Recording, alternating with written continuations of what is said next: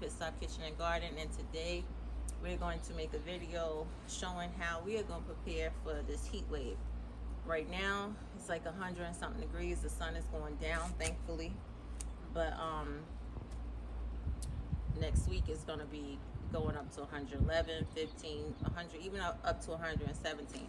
So we're used to that weather in the later part of summer, like August, but we're not prepared for it in June. So we're gonna get prepared in a hurry and show you guys what we did. And I'm also gonna give you a brief garden tour of what I have left, because things have been burning up already,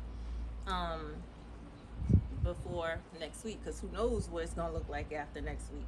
So this is our garden tour and preparation video, the good, the bad, and the burnt. Hope you enjoy. Well guys, this is how we are preparing for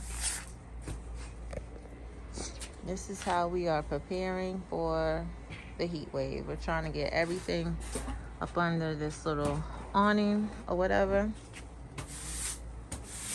and Mr. P is clearing out this area right here to move Orchard Lane underneath some cover for the summer, and then hopefully they could go back on their lane for the fall. But right now I'm gonna try to put it right there. And then you see that didn't hold the shade cloth last year, so you're gonna have to figure out another way to put a shade cloth on, because that's been our biggest dilemma, is how to secure the shade cloth. Because I don't know if you guys remember me telling you, we get a lot of windstorms here. We don't get any rain. I wish we got more rainstorms than windstorms, but when the wind blows, then the shade cloth, it's like Mr. P calls it a parachute, but it just becomes a whole situation. So while I'm at it, I might as well give you guys a tour before the heat wave comes. So this is my eggplant.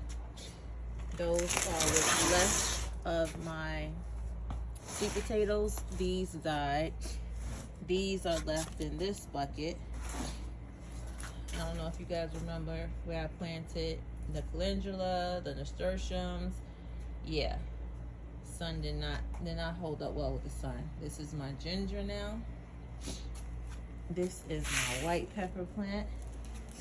This is my mulberry tree that I thought that I killed, but looks like it's coming back. All of these are my seedlings that were in the cups, and I still have the cups in the bed so I can label them properly. But here they are. Here are my tomatoes, what's left of those. That's my beefsteak, and we have those little small tomato patch over there. We have my sunflower. I'm gonna get her in this corner and show you guys. This is my leaning not cucumber. What is that? Okra. Then I have the okra. I said okra. Sure. The celery. And then that's the sorrel over there. I have some cucumbers right there that made it. All of these burnt up, and they're underneath the awning, so I don't understand why, unless I think maybe I just put too many amendments in that. So I think the soil was actually hot, literally and figuratively. And those are my pepper plants. That's my loquat. You guys didn't see. Look at my comfrey, guys. I know it's gonna come back, but still. There go my cucumbers. He's moving in the Orchard Lane, guys. This is my Chinese Jubilee that I got for Mother's Day. This is my fig that lost all of its leaves, and his figs got burnt. This is another Babcock tree. This is my other fig tree that's coming back. It's coming back. We're saving it. Then I got my cucumber melons over here. He just moved my berries. there. And my Miwa kumquat is coming back. The first time the windstorm blew all the blooms off. A couple days ago we had another windstorm, and I pretty much brought it in the house. I was like, I'm not losing my blooms this time. And any other time I hear about a windstorm, I'm bringing it back in the house. This is my dwarf pomegranate, still trying to hang in there. This is my elderberry, who was blooming, but you guys know the thing. This is my loquat that I got for Mother's Day. You guys didn't see that, but yeah, I had to move her. We actually got her in here a couple days ago because of that. And then that's my corn. I think I should just call it a day with the corn and pretty much pull that up. That's my squash. She's doing okay in a very shaded area. That's my cinnamon basil. And just the herb section over here, but you know, they'll bounce back. A lot of these I had to cut back too because of the thrips, and you guys will see a video coming out shortly about my dilemma with those. Those are some more sweet potatoes. Then we have another white pepper and tomato over here. What is doing good, so under all these extreme conditions, what is actually doing good this year for me is my cowpeas. So cowpeas are loving the heat. Mr. P put down the irrigation, so we're making sure that they get soaked. The bed actually gets soaked once a day. And I'm putting the diatomaceous earth on the top of them because they were getting eaten up when they were babies. And so since I've been doing that every couple of days, they have been able to flourish. Yeah, my Swiss chard stalk, just gonna have to pull that up. This is where my burdock root was. Yeah, same thing. My asparagus is trying to hold on, but you know, here's my black eyed peas. They've come up sporadically, and I've actually replanted in these middle spaces, so hopefully they will come up. Here is my melon bed. So I basically have melons all throughout here, and on the ends over here I planted loofah seeds, and nothing came up yet, and I did that on the same over there. Nothing came up yet. On the sides I put the pink okra, but only one seed has come up so far.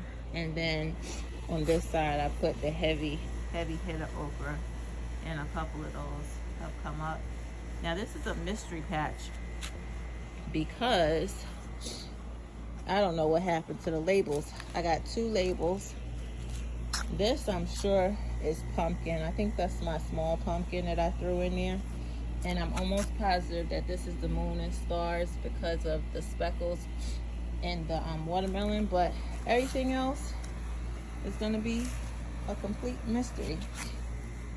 But I have the Kayo, the Silver Yamato, and the Desert King.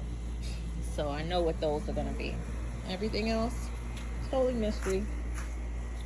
Now, I don't know if you guys remember my dragon fruit, but the dragon fruit is doing really good. That's our makeshift trellis for it.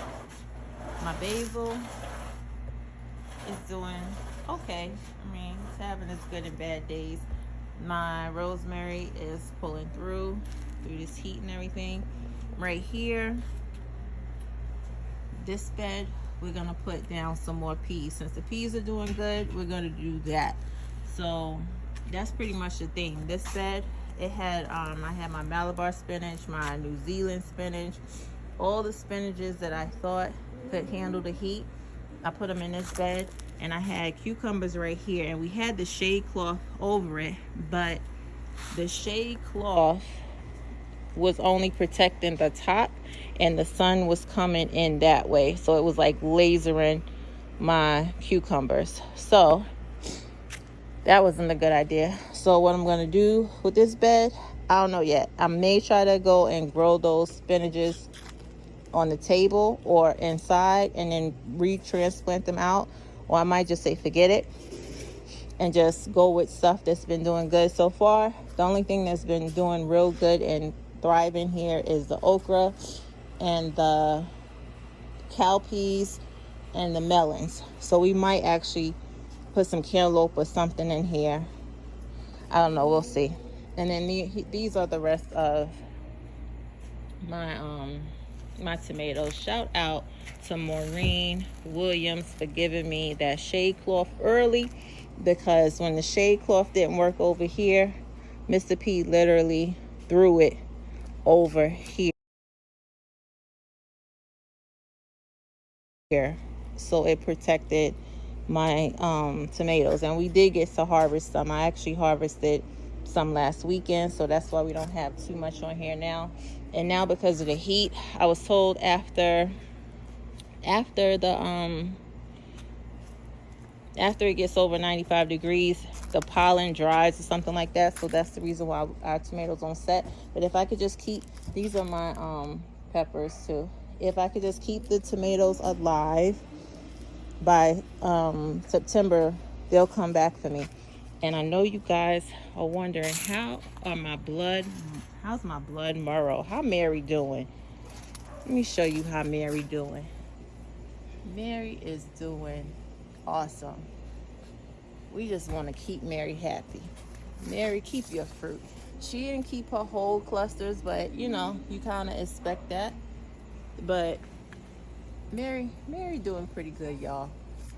All right. Well,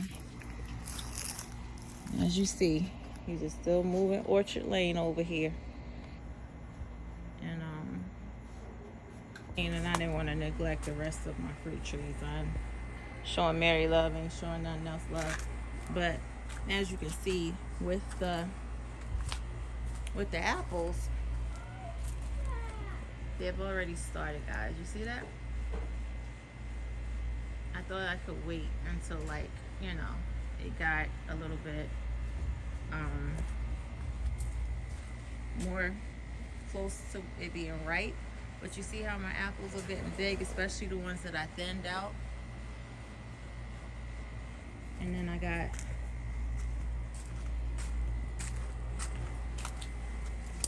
this one.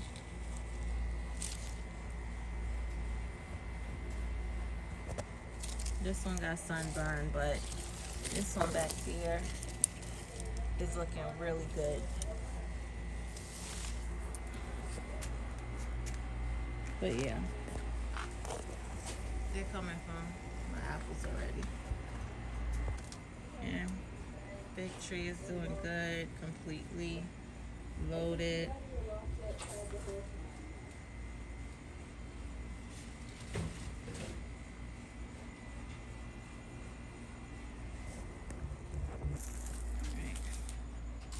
And the pomegranates are doing pretty good too.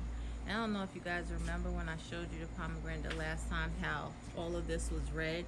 So it is a white pomegranate. I don't know why I didn't remember that, but and it is a white pomegranate. So what happens is it goes from being red and then it lightens up in color, and then when they're big we harvest them, and then the inside is actually white pinkish too. So this tree has a pretty good fruit set on it. I will be putting out the video about my nectarines.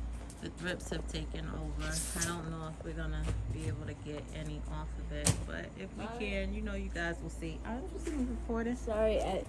And here is my Asian pear. So this tree is doing pretty good too.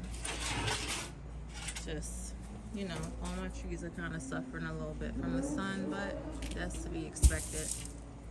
My fuyu, on the other hand, I don't know if we're getting too much fruit off of this year, because it shook a lot of its fruit off, and then a lot of it's burnt too. So And then it looks like, okay, so we managed to get all the trees underneath the awning, and Mr. P didn't want to be taped. He said that he is too hot and frustrated out in this heat to get taped. But we mulched the watermelon bed, and we tried several times to get a shade cloth up there, and it hasn't been working. So last thing is we might get some PVC pipes or something of that nature, and try to put it over there. But at least this area is getting afternoon shade. My tomatoes, I may have to move them because they're not getting afternoon shade and they're looking kind of sad and pitiful.